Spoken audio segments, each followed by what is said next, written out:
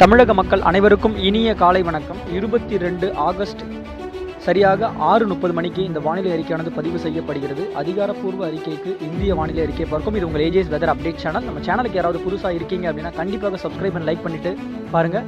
நம்ம கொடுக்குற இன்ஃபர்மேஷன்ஸ் முடிஞ்ச அளவுக்கு கண்டிப்பாக கரெக்டாக ஓரளவுக்கு துல்லியமாக அப்படின்ற மாதிரி போகிற பட்சத்தில் அப்படி அதையும் தாண்டி நல்லதொரு இன்ஃபர்மேஷன்ஸை கண்டிப்பாக கொடுத்துட்டு வந்துட்டு இருக்கணும் ஒரு நம்பிக்கையோடு இந்த அறிக்கையை நான் பதிவு பண்ணுறேன். நாம் எதிர்பார்த்தது போல் அந்த 21, 22, 23 தேதிகளில் மழைப்பொழிவு தமிழகம் மற்றும் புதுவையில் மீண்டும் அமையப்பெறும் என எதிர்பார்க்கப்பட்டது. அதே போல் கடலோரத்தில் மழைப்பொழிவுன்ற தலைப்பும் பார்த்திங்கன்னா நம்ம கொடுத்துருப்போம் போன அறிக்கையில்.